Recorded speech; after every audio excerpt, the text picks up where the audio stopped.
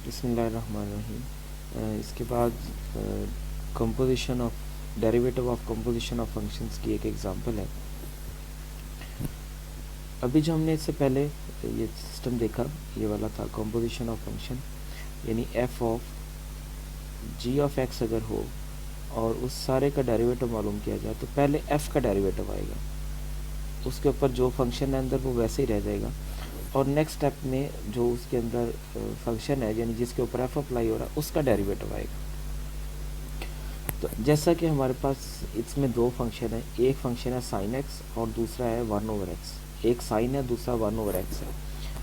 तो अगर हम जी ऑफ एक्स अगर हमारे पास है 1/x और एफ ऑफ एक्स है साइन एक्स, यानी जो भी यहाँ पे फंक्शन होगा एफ ने उसका साइन बना देना है। यहाँ पे अगर एक्स है तो साइन एक्स आ जाएगा, यहाँ पे अगर 1/x है यानी जी किसके इक्वल है, 1/x के इक्वल है। तो ऐसा भी लिख सकते हैं sine of ji of x, यानी एफ के अंदर जो टर्म है, एफ का काम यही है जो भी उसके अंदर हम इनपुट देंगे वो उसका साइन बना देगा। यहाँ पे अगर हमने जी ऑफ एक्स लिखा तो उसने जी ऑफ एक्स का साइन बना दिया। अब जी ऑफ एक्स खुद किसके इक्वल है, 1/x के, तो वो फॉर्म बन गई। अब इसका हम डेरिवेटिव मालूम करेंगे। तो पहले हमारे पास F dash of ji of X आ गया। तो एफ हमारे पास जो कि साइन है और साइन का डेरिवेटिव कॉस, और जो टर्म थी यानी 1/x वो वैसे रहा, उसके बाद फिर 1/x का डेरिवेटिव। यहाँ पे मिस्टेक है, डैश नहीं था, मैंने डैश डाल दिया ऊपर। 1/x का डेरिवेटिव -1/x² आ गया। इसके साथ एक और एग्जांपल है, वो कहता है कि इसमें बताएं कि मिस्टेक क्या है।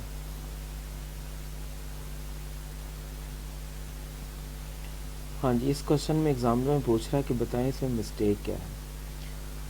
यहाँ पे स्टेप है, उसके बाद हमने G of X minus G of X naught से खुद डिवाइड किया है, जी ऑफ एक्स और जी ऑफ एक्स नॉट से खुद ही मल्टीप्लाई भी कर दिया। ये भी बात ठीक होगी। अब जो पहला हिस्सा है उसका हम उसके ऊपर लिमिट अलग से मालूम करेंगे, और जो दूसरा हिस्सा है उसके ऊपर लिमिट हम अलग से मालूम करेंगे। लेकिन अब इसमें मिस्टेक जो है वो असल में लिमिट हमारी होनी चाहिए थी G of X approaches to G of X naught, ये फॉर्म होनी चाहिए थी। लेकिन यहाँ पे इंस्टेड ऑफ दिस, इसके बजाय हमें लिमिट क्या दी गई है, x approaches to x naught, जो कि यहाँ पे वैलिड नहीं है। यहाँ पे वैलिड नहीं, इसके जो डेरिवेटिव यही होता है, जो बटे में रकम होती है यानी जो हमारा चेंज है उसी का हम डेरिवेटिव अप्लाई करते हैं। तो इस लिहाज से तो डेरिवेटिव ये होना चाहिए था, इस लिहाज से ये थ्योरम जो है वो प्रूफ इसका ठीक नहीं है। हालांकि देखें आंसर हमारा सेम ही आ रहा है, यहाँ पे आ रहा है जी ऑफ एक्स डैश, और ये बन रहा है जी ऑफ डैश ऑफ नॉट। तो जो पहले प्रूफ किया था सेम वही बन रहा है, लेकिन इसमें एक मिस्टेक ये है कि यहाँ पे लिमिट ठीक अप्लाई नहीं की गई है। नेक्स्ट टॉपिक आता है हमारा वन साइडेड लिमिट का, वन साइडेड डेरिवेटिव। तो अगर हम राइट हैंड साइड से डेरिवेटिव मालूम कर रहे हैं, उसका लिमिट मालूम कर रहे हैं, ये एक्सप्रेशन तो यही रहेगी। अब इसकी असल बात आती है इसकी लिमिट पर। अगर लिमिट हम राइट हैंड साइड से कर रहे हैं तो वो राइट हैंड डेरिवेटिव कहलाएगा। अगर हम उसकी लिमिट लेफ़्ट से अप्रोच कर रहे हैं तो ये लेफ़्ट हैंड डेरिवेटिव कहलाएगा।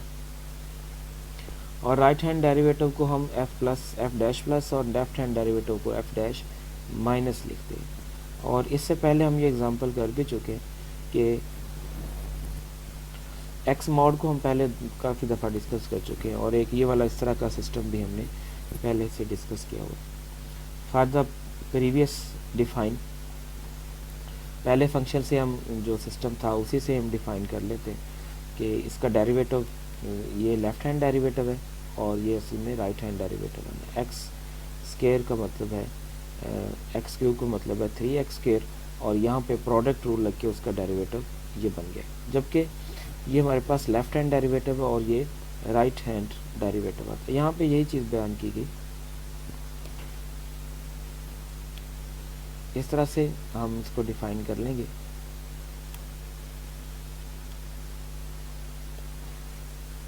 ये हमारे पास है 0 से लेफ़्ट पर हमारे पास फंक्शन है एक्स क्यूब, और 0 से राइट पर फंक्शन है एक्स स्क्वायर साइन 1/x।